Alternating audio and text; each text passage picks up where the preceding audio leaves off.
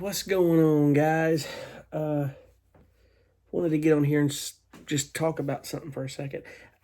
I haven't been on in a while. I've been very busy doing a lot of music here.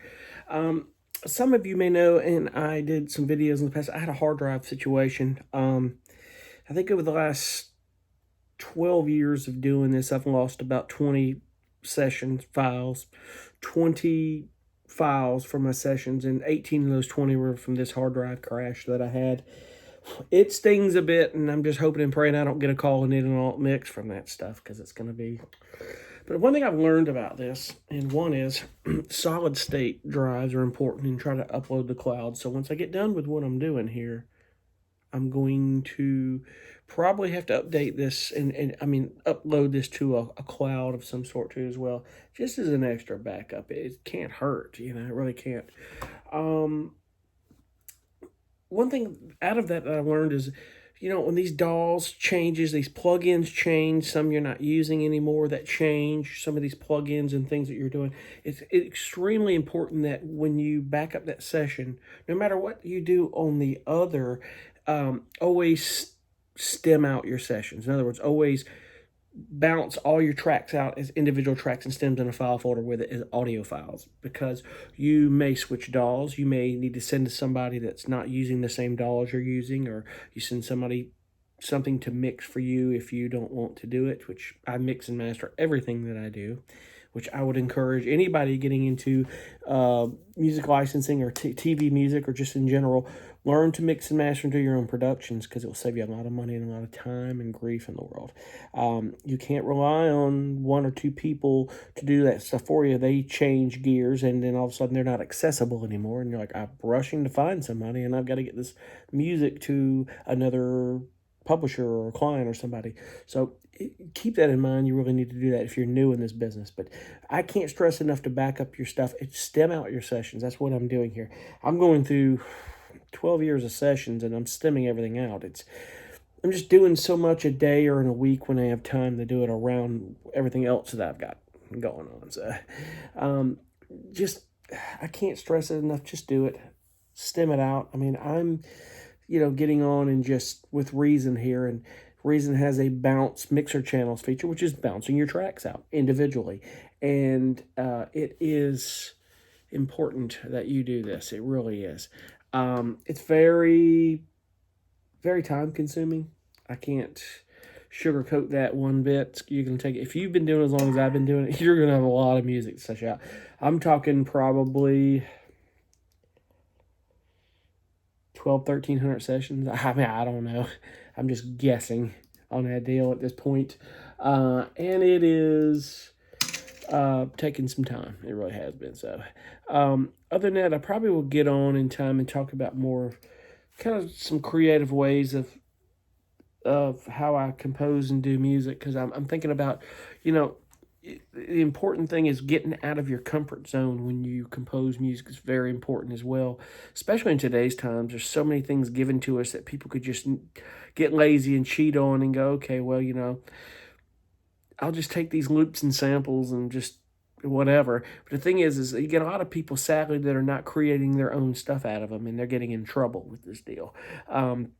As I was in a long conversation with one of my publishers a week or two ago, we were on about a 2-hour phone conversation talking, and he said, Splice and, you know, Arcade and all that, and all these loops and sample packs, these sites, it's a blessing and it's a curse. It's a curse because, well, the industry's clamping down on it, but it's a curse because other people's bad intentions, or, not other people's unwillingness to create their own music has caused problems for other composers and other publishers. So it just goes back to the videos I said. You need to Shazam this stuff, and you need to vet it. If you Shazam it and you still don't feel like it's something you can vet, and you don't know this person that well, I wouldn't collaborate with them. Or I would say, listen, I'm going to redo this stuff completely, or just don't do it. It's the safest thing in the world, because you just don't know if you just don't know them. And in lieu of a few things that have happened to me over this last year, one particular publisher that I was on the phone with, we were talking about some stuff, and prior to that, there were about 8 tracks I did with somebody, they removed everything that guy did in those 8 tracks. And I told him, just separate me from him altogether. I cannot do this. I can't work with him anymore. And since then, other publishers, the other stuff that I did with another publisher with him, they removed, it was like a back-to-back thing. They removed everything I did with him. So it's a learning lesson, and it didn't hurt me. They knew. I mean, one of the publishers, I had to really just sit there for, it took a lot of time to vet everything and show them what I did and what he did. And they needed to know because there's a pattern there. And what he did was he just took the same loops and samples and kits and stuff and just started sending these tracks, same stuff to different people, and started ending up in different libraries. And he got caught because they started hearing the same stuff in different tracks with different composers and going, what is going on with this guy? And then that particular publisher was on the phone with, we were talking, and he said other publishers were called him going, do you have this guy on your roster? You need to vet and Shazam his stuff, man. We're talking big publishers that are caught on and going, you need to check his stuff. It's not good. It's just not good. And it's stuff like that, it's preventing me from being able to collaborate with people. Unless I know them, if I'm sitting in a room with them, I really know. There's only 2 or 3 composers I know right now I can collaborate with, I can trust. So it's down to that. But anyway, moving back to point here, my ultimate point for getting on here is, please, whatever you do, when you back up your sessions, stem out your sessions, back up your individual tracks to audio WAV files. It's going to really save you a lot of grief and time. And just back them up. Don't turn your mastering. Here's another important thing that you need to know as well. Turn your mastering software off when you bounce these, because it's important that you've got those raw tracks. And when you bounce them out, bounce them at CD 44K 16-bit. Because you don't want them at a higher resolution, because you're going to be sometimes taking those into other platforms. They go, hey, this is too high of a bit rate. I got to be able to back it down so I can create, like if you have somebody mix your stuff and master it, they're going to have to render it to a higher bit rate or higher frequency rate, just a higher quality file. You can run into problems, and it's vague, but it can happen. So just make sure that you just keep it straightforward. Don't send mastered tracks, because they're going to have to master those. They need that headroom to do it. So stem them out in their original forms. It's extremely important you do that. Next step on that is just make sure to use solid state drives when you're backing up. These mechanical drives causing too many problems. The way I had mine, I didn't think anything could ever happen. I was as gentle as I could be, but it happened. It's probably nothing that I did. It just happened. I would really do that, and then possibly look to back up to a cloud. There is a company called CrashPlan out there. It's called CrashPlan. It's $10 a month, and it's unlimited, and they give you full access. And if you unsubscribe from them, they're not going to hold your stuff hostage. They'll let you get your stuff out of there and move it elsewhere. So it's important too.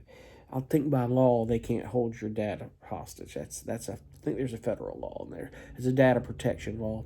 I don't know all the details on it, but I do believe that in lieu of things that have happened, that's the case. They can't do that. They can't hold you hostage.